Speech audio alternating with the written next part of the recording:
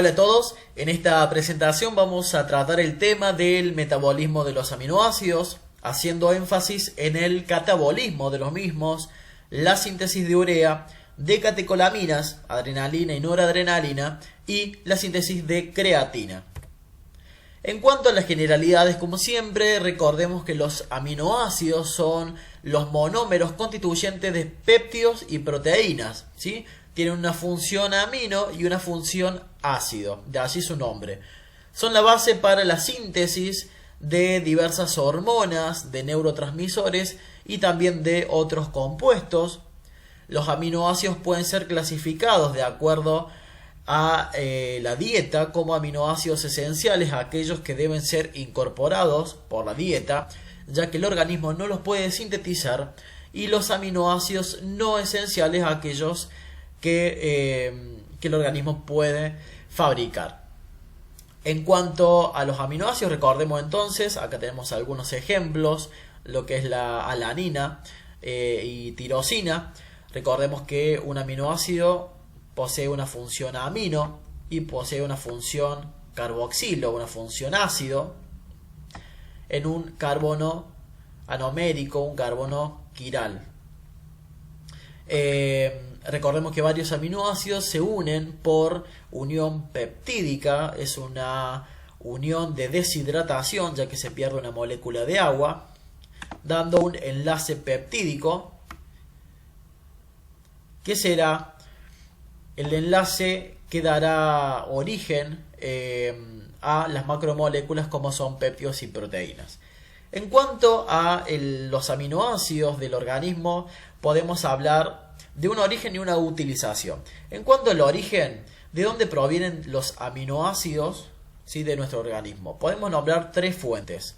La absorción en intestino, es decir, de todos aquellos aminoácidos que son incorporados en la dieta, aminoácidos como tal, y en forma de proteínas y péptidos que se degradan a nivel de estómago y de intestino. También la degradación de las proteínas tisulares, las propias proteínas del organismo que ya no se utilizan o que deben ser renovadas. Y la síntesis de aminoácidos, es decir, el hígado puede sintetizar también aquellos aminoácidos no esenciales.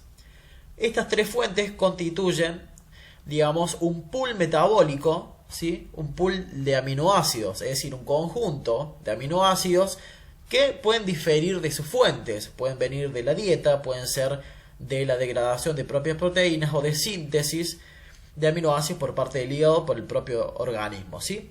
Ahora, de ese pool metabólico de aminoácidos, de ese fondo metabólico común de aminoácidos, podemos darle diferentes destinos.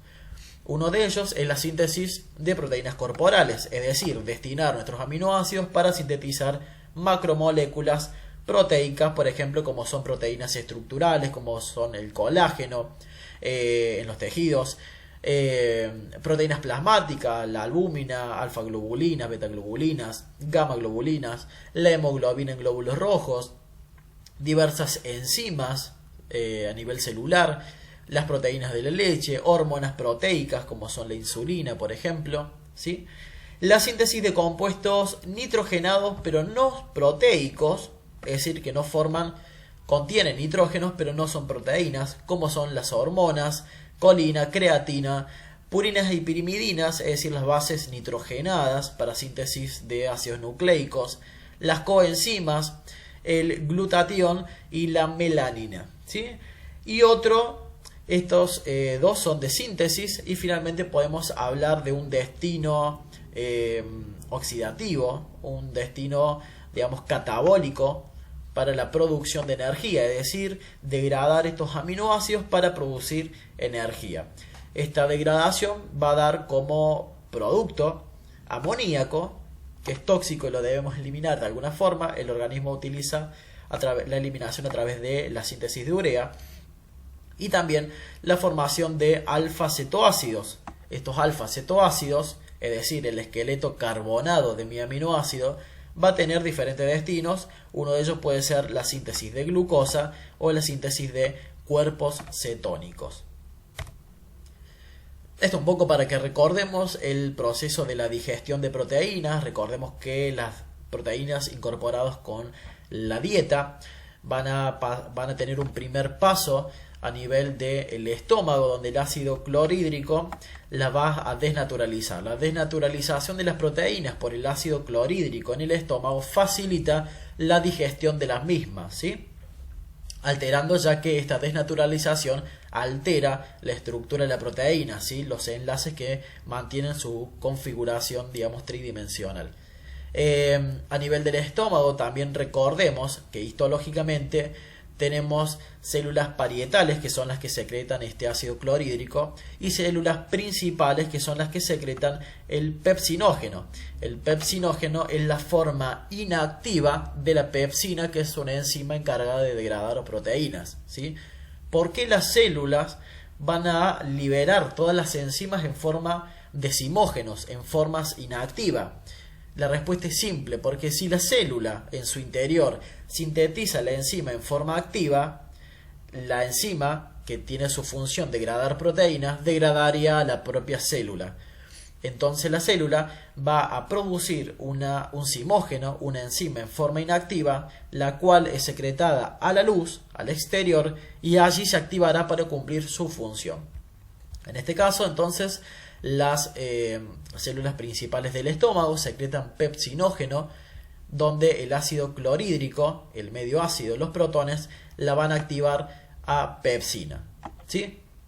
También la pepsina existente puede activar a otro pepsinógeno. Esta pepsina entonces va a participar en una primera degradación de proteínas a péptidos.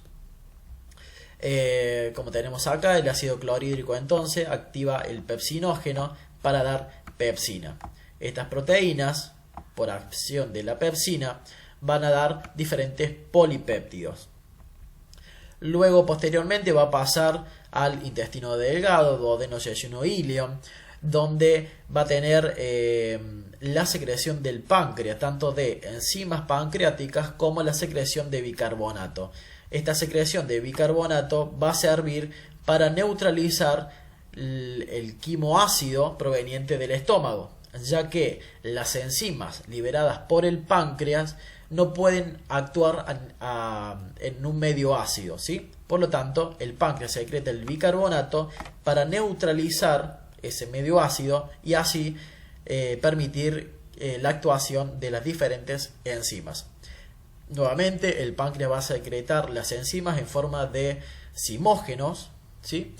Que se activarán a la luz del intestino delgado. Algunas de estas enzimas son las carboxipeptidasas, tripsinas, quimiotripsina, elastasa, ¿sí? Aminoidipeptidasas, las cuales actuarán en diferentes regiones de las proteínas y los polipéptidos, dando segmentos más pequeños que son los tri y dipéptidos.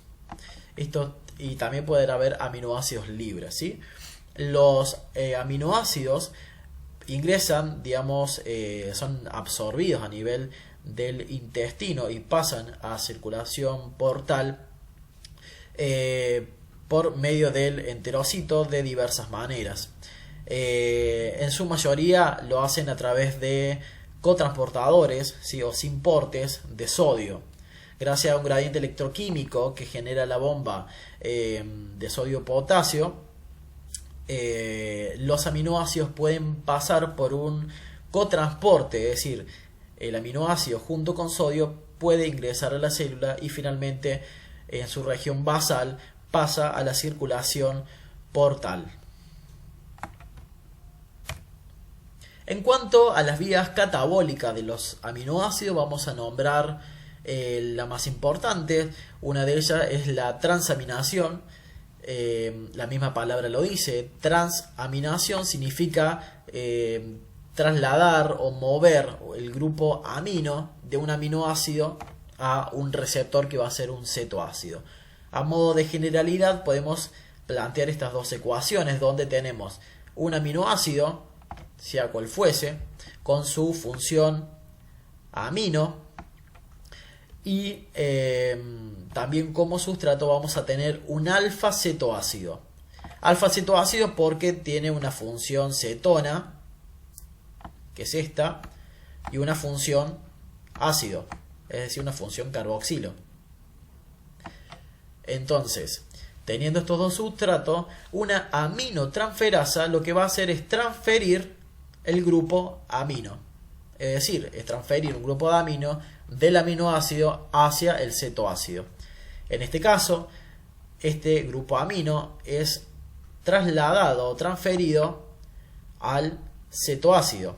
De esta forma yo voy a obtener un nuevo esqueleto carbonado, un nuevo cetoácido y un nuevo aminoácido.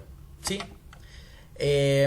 Las aminotransferasas son isocimas, ¿sí? Es decir, podemos encontrar aminotransferasas tanto citosólicas como mitocondriales. Estas reacciones, tal como indica la flecha, son reacciones de tipo reversible que necesitan también piridoxalfosfato como coenzima. El piridoxalfosfato va a actuar a este nivel en un término medio de la reacción y lo que va a hacer es permitir la transferencia del grupo amino del aminoácido al cetoácido. El piridoxalfosfato, por lo tanto, se va a unir al aminoácido, el cual es este,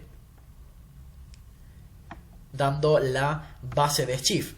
Es decir, la base de Schiff va a estar constituida por el piridoxalfosfato que se unió al aminoácido. Una vez unido, la aminotransferasa lo que hace es quitar el resto cetoácido,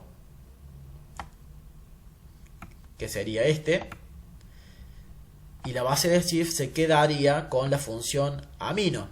Esta función amino va a ser trasladada al cetoácido receptor, dando un nuevo aminoácido. Como algunos ejemplos puntuales tenemos la alanina aminotransferasa, conocida como ALA, ¿sí? O GPT.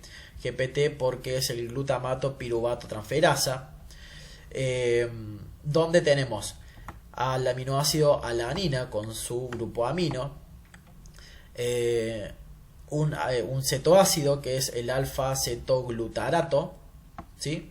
Función ceto, función ácido, y la alanina aminotransferasa lo que va a hacer es transferir la función amino, el grupo amino, de la alanina al receptor, que sería el alfa cetoglutarato.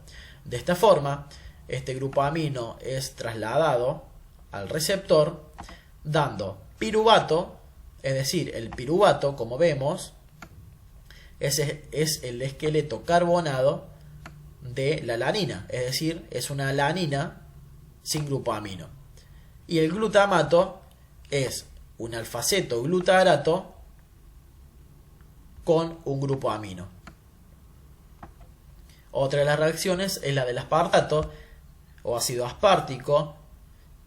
Es mi aminoácido con el grupo amino. El receptor también nuevamente va a ser el alfa-cetoglutarato, por lo general es siempre el alfa-cetoglutarato. Y en este caso el aspartato aminotransferasa va a transferir el grupo amino del aspartato al receptor, que es el alfa-cetoglutarato, dando como producto el oxaloacetato. Es decir, el oxaloacetato es el esqueleto carbonado del aspartato, es decir, es un aspartato sin grupo amino, y glutamato. Nuevamente vemos que, al igual que la reacción anterior, se formó glutamato. ¿Por qué? Porque el receptor es el mismo, es un alfa-cetoglutarato. En este caso la enzima es la aspartato aminotransferasa, conocida también como GOT. ¿Por qué? Por glutamato oxaloacetato transferasa.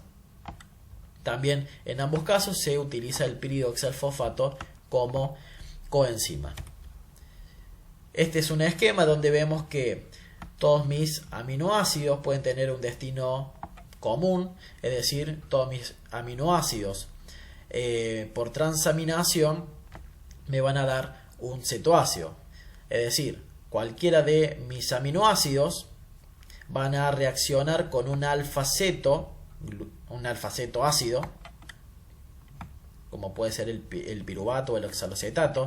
Son alfa-ceto ácido, es decir, son receptores del grupo amino. Por transaminación me van a dar un nuevo cetoácido, que sería el esqueleto carbonado del aminoácido de cualquiera de ellos, sin el grupo amino, más alanina. ¿Por qué? Porque el piruvato que recibe un grupo amino de cualquiera de estos aminoácidos se va a transformar en alanina. La alanina es un piruvato con un grupo amino. O aspartato. ¿Por qué? Por lo mismo, porque el oxaloacetato es, digamos, el aspartato es un oxaloacetato con un grupo amino. Tanto alanina como aspartato también pueden, por transaminación, dar alfa-cetoglutarato, alanina y aspartato junto con alfa-cetoglutarato por transaminación me van a dar glutamato, que son las reacciones que vimos anteriormente, y el cetoácido. Vamos a ver que este glutamato, por una desaminación oxidativa del glutamato, vamos a tener alfa-cetoglutarato, es decir, vamos a recuperar este alfa-cetoglutarato y amoníaco libre. En este caso, la desaminación oxidativa libera el grupo amino, no lo transfiere, lo libera. Y este grupo amino va a ir, su destino va a ser la síntesis de urea. La desaminación oxidativa del glutamato, como nombrábamos recién, tal como lo dice el nombre, es una desaminación, es quitarle el grupo amino definitivamente al glutamato. La desaminación oxidativa también es una reacción que puede ser reversible. En este caso tenemos el L-glutamato. Siempre nuestro organismo va a trabajar con aminoácidos L, así como trabajaba con los glúcidos D, trabaja con los aminoácidos L. Entonces este glutamato, que presenta el grupo amino en presencia de agua y de una glutamato deshidrogenasa, es decir, va a quitar hidrógeno, va a oxidar el glutamato, por eso se llama oxidativa, va a oxidar, va a quitar hidrógeno, le va a quitar, precisamente, va a deshidrogenar, le va a quitar hidrógeno al glutamato, ¿sí? Y lo va a oxidar a alfa-cetoglutarato. Como vemos, acá tenemos, digamos, el glutamato oxidado, es decir, el alfa-cetoglutarato, y el ion amonio libre, ¿sí? El amoníaco es el nitrógeno hidrógeno 3, el ion amonio es nitrógeno hidrógeno 4 con una carga positiva, ¿sí? Este es el ion amonio, NH3 es amoníaco. Y vemos que obtenemos NAD reducido. ¿Qué pasa con el amoníaco o el ion amonio que formamos por la desaminación oxidativa del glutamato? Bien, el glutamato, lo que podemos hacer también es el glutamato, que tiene una función amino, lo podemos aminar nuevamente, le podemos agregar un grupo amino o un ion amonio, ¿sí? Es decir, lo podemos desaminar oxidativamente o podemos agregar amino que hayamos liberado, ¿sí?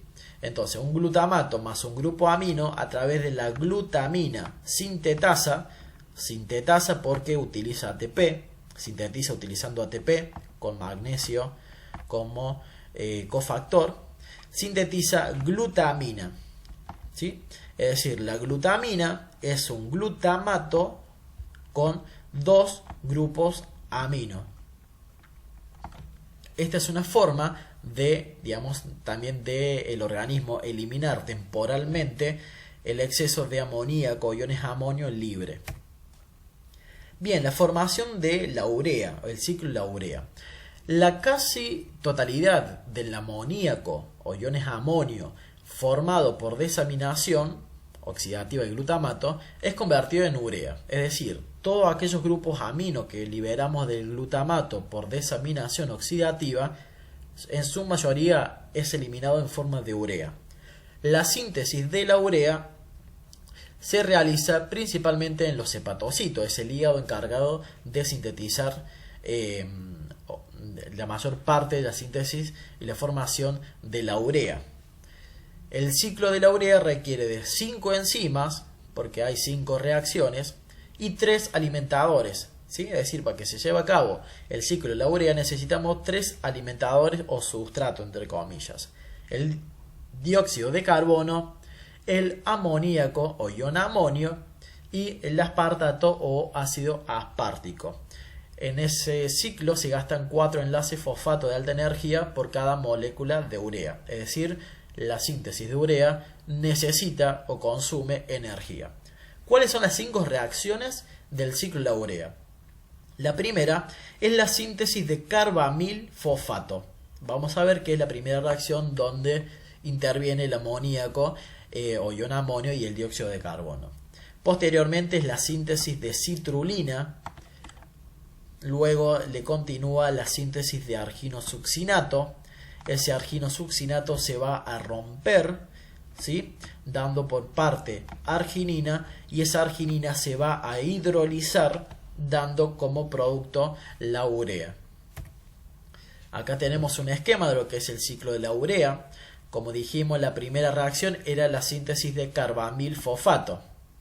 Por lo tanto, el dióxido de carbono, que puede estar presente en forma de bicarbonato, lo van a encontrar en la bibliografía, más mi grupo amino, amoníaco o ion amonio, se van a unir, ¿sí?, a través de la enzima carbamil fosfato sintetasa. Sintetasa porque sintetiza utilizando ATP. Entonces me va a sintetizar carbamil fosfato. El dióxido de carbono más amoníaco me va a dar carbamil fosfato. Mi segunda reacción es el carbamil fosfato junto con ornitina, ¿sí?, se van a juntar a través de la ornitina transcarbamilasa, dando citrulina. Mi segunda reacción es la síntesis de citrulina. La reacción es catalizada por la ornitina transcarbamilasa, ¿sí? Principalmente lo que hace es transferir la porción carbamilo del carbamil fosfato a la ornitina, ¿sí? Y como producto es la citrulina. Las reacciones que están en este recuadro punteado ocurren dentro de la mitocondria. El resto de las reacciones ocurre por fuera, en el citosol celular. El ciclo de la urea abarca reacciones dentro de la mitocondria como por fuera. Esta citrulina, a través de la arginino-succinato sintetasa, nuevamente va a sintetizar utilizando ATP, va a sintetizar arginosuccinato, ¿sí?, la citrulina junto con la energía del ATP y aspartato, ¿sí?, me va a dar arginosuccinato, ¿sí? En este caso, en esta reacción, entonces, citrulina más aspartato me va a dar, y ATP va a dar arginosuccinato. Este arginosuccinato, a través de una arginino succinasa, va a romper, ¿sí?, va a alisar, va a romper a la arginosuccinato, dándome como producto arginina por un lado y fumarato por otro. Esta arginina, en la última reacción, se va a hidrolizar en presencia de agua, se va a hidrolizar por una enzima denominada arginasa, dándome como producto ornitina, nuevamente, y urea.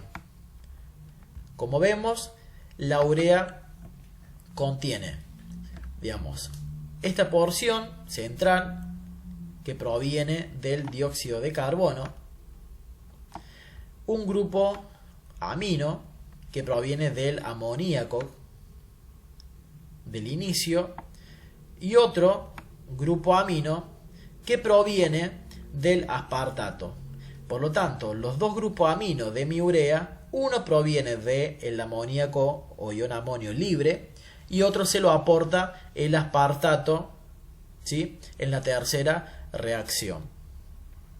Vemos que el ciclo de la urea tiene vinculación con el ciclo de Krebs.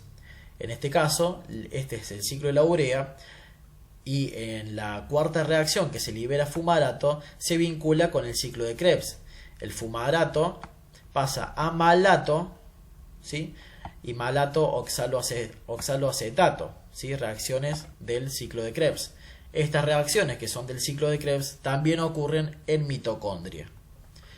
Esta es una forma esquemática de explicar el ciclo de la urea. Pero recordemos que estas reacciones que corresponden al ciclo de Krebs ocurren en mitocondria y estas otras reacciones también ocurren en mitocondria, en la matriz mitocondrial. Bien, ahora que eliminamos el grupo amino, ¿sí?, de nuestro aminoácido, ¿qué pasa con el resto de mi aminoácido? ¿Qué pasa con la cadena carbonada de mi aminoácido? Bien, puede tener diferente destino como habíamos visto en el principio. Algunos de mis aminoácidos, una vez que perdieron su grupo amino, pueden ser destinados a síntesis de glucosa, es decir, algunos aminoácidos son glucogénicos, su cadena carbonada es glucogénica, como por ejemplo la alanina, la cisteína, el aspartato, prolina, histidina. Lo que está en amarillo son aminoácidos glucogénicos, pueden ser destinados a la síntesis de glucosa. Los aminoácidos en color rojo son cetogénicos, se destinan principalmente a la síntesis de cuerpos cetónicos como son la leucina y la lisina. Y los que están en verde pueden ser tanto glucogénicos como cetogénicos, es decir, isoleucina, triptofano, fenilalanina, tirosina, isoleucina son aminoácidos que pueden ser tanto glucogénicos como cetogénicos. Esta es otra forma de reagruparlos. El metabolismo de algunos de estos aminoácidos, por ejemplo, me da acetoacetil-CoA, los cuales pueden darme acetil-CoA, al igual que estos. Y estos aminoácidos, por ejemplo, la alanina por transaminación me va a dar piruvato. Y el piruvato por descarboxilación oxidativa me da acetil-CoA, como vimos en videos anteriores. Este acetil-CoA sabemos que es una encrucijada metabólica que por ejemplo puede ir destinado a síntesis de ácidos grasos, a síntesis de colesterol o de cuerpos cetónicos, como vimos en otros videos. También este acetil-CoA puede continuar oxidándose, ingresar al ciclo de Krebs, y este acetil-CoA junto con oxaloacetato darme citrato e ingresar al ciclo de Krebs. Acá tenemos algunos aminoácidos que dan como producto glutamato, que al desaminarse da alfa-cetoglutarato y también ingresa al ciclo de Krebs. Es decir, los aminoácidos pueden intervenir en diferentes vías metabólicas, principalmente terminando en ciclo de Krebs. Quería hacer particular énfasis en el metabolismo de la fenilalanina y la tirosina, ya que el organismo lo utiliza para la síntesis de las catecolaminas. Las catecolaminas, como ya sabemos, son la noradrenalina y la adrenalina o epinefrina.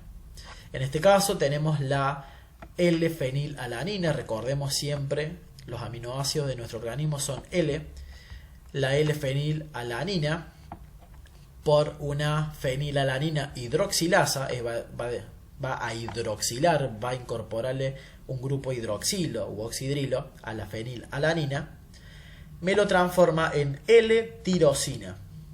La L-tirosina también es un aminoácido. Como vemos, la L-tirosina es una fenilalanina que fue hidroxilada. Esta L-tirosina por una tirosinasa, ¿sí?, va a volver a hidroxilarse. Esta es la nueva hidroxilación, dando 3,4-dihidroxifenilalanina, conocido como DOPA, ¿sí? Dihidroxi, ¿por qué? Porque tenemos dos hidroxilo u oxidrilos. Fenilalanina, ¿por qué? Es una fenilalanina que presenta dos hidroxilos o dos oxidrilos, ¿sí?, conocido como DOPA. Esta dihidroxifenilalanina se va a descarboxilar, es decir, va a perder un grupo carboxilo en forma de dióxido de carbono, que es este, lo pierde y se transforma en dopamina. Que tenemos la dopamina, Bien, ahora esta dopamina, por una dopamina hidroxilasa, nuevamente va a ser hidroxilado, se le va a agregar un oxidrilo, ¿sí?, a la dopamina. Este es el nuevo oxidrilo, ya tenemos 3.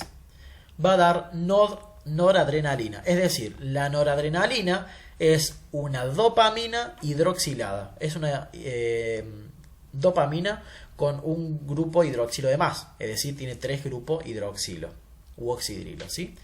La noradrenalina por una transmetilasa, ¿sí?, lo que va a hacer es transferir un grupo metilo, por eso metilasa, ¿sí?, va a transferir un metilo, ¿sí?, de una metionina de otro aminoácido, transfiere este metilo, ¿sí?, formando adrenalina. Este es el metilo que ha sido transferido. Por lo tanto, tanto la fenilalanina como la tirosina son utilizados para la síntesis de catecolaminas. También la síntesis de creatina, que es una importante fuente de energía, principalmente a nivel muscular. El organismo utiliza arginina, ¿sí?, el aminoácido arginina y glicina para formar guanido acetato y ornitina. Es decir, esta reacción ocurre principalmente en riñón. En el riñón la arginina y la glicina se unen por una transaminidasa para formar guanido acetato y ornitina, ¿sí?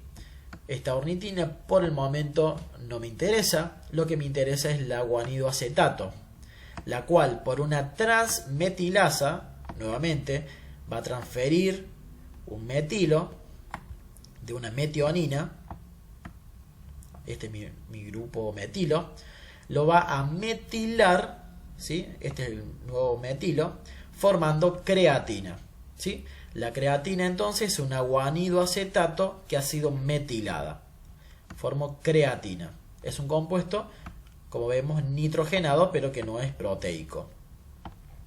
Entonces, para la síntesis de creatina intervienen 3 aminoácidos: arginina, glicina, a nivel de riñón, esta reacción, esta otra ocurre en hepatocito, en el hígado. Entonces, 3 aminoácidos, arginina, glicina y metionina, que me va a aportar el grupo metilo. La creatinina, ¿qué es la creatinina? Bien, la creatina, a nivel del músculo, puede almacenar energía, puede almacenar ATP, ¿sí?, o grupo fosfato en realidad, que lo obtiene del ATP, a través de una fosfocreatina quinasa, es decir, una quinasa, una enzima que va a aportar o va a fosforilar, formando fosfocreatina. Esta es la creatina fosfato o fosfocreatina. Como vemos, es una creatina con un grupo fosfato, se desprende el ADP que había ingresado, y esta fosfocreatina la utiliza el músculo como reserva energética, es su principal y mayor reserva energética. Es un compuesto inestable que se puede ciclar, es decir, cuando el músculo la utiliza, ¿sí?, utiliza esta energía, rompe el enlace de alta energía y como es inestable se cicla rápidamente, como vemos acá por hidrólisis, ¿sí?, se liberó el fosfato, se utilizó la energía y ese compuesto inestable se cicla formando creatinina. La creatinina es un producto de desecho, como vemos en la estructura cíclica, es un producto de desecho del propio metabolismo muscular, es secretado por la orina y su tasa, de producción depende de la talla de la persona. Es utilizado con fines médicos para evaluar también funcionalismo renal, ¿sí?, la depuración o el clearance de creatinina. Como conclusiones de esta presentación podemos decir que el organismo posee un pool metabólico de aminoácidos de diferentes orígenes, ya sea de la dieta, sea por la degradación de las propias proteínas tisulares o por síntesis de aminoácidos a nivel del hígado. que la transaminación, es decir, transferir grupos amino de un aminoácido a un cetoácido, la desaminación, quitar definitivamente un grupo amino de un aminoácido, y la síntesis de urea, que algunas reacciones eran en mitocondria, otras eran en citosol, constituyen mecanismos de eliminación de los grupos amino, ¿sí? De los aminoácidos. El ciclo de la urea, como vimos, involucraba 5 reacciones, algunas en mitocondrias, otras en citosol, y tenía vinculación con el ciclo de Krebs. La regulación de todas estas reacciones están estrechamente relacionadas a la dieta, ya sea a la ingesta de proteínas o a la inanición. Si tenemos una dieta muy rica en proteínas, ¿sí?, vamos a aumentar todas estas reacciones, vamos a estimular las reacciones para eliminar el amoníaco o iones amonio, que es tóxico para el organismo, principalmente para el sistema nervioso, tanto así como la inanición, ¿sí? La inanición, la degradación, digamos, de las propias proteínas tisulares, conlleva a un aumento de compuestos de amoníaco y de iones amonio, ¿sí?, lo cual también estimula estas vías porque debemos eliminarlo. También la regulación se da a nivel de la carbamifosfato sintetasa, ¿sí?, al inicio del ciclo de la urea. Y el metabolismo de los aminoácidos está inhibido en parte por la acumulación de productos, ¿sí? A medida que se van acumulando los productos como la glutamina, glutamato, etcétera, ¿sí?, se inhiben las mismas enzimas, ¿sí?, las mismas reacciones. Eso es todo. Me puedes seguir en la cuenta de Facebook, facebook.com/medicina bioquímica, darle like, compartir o comentar el video. Muchas gracias.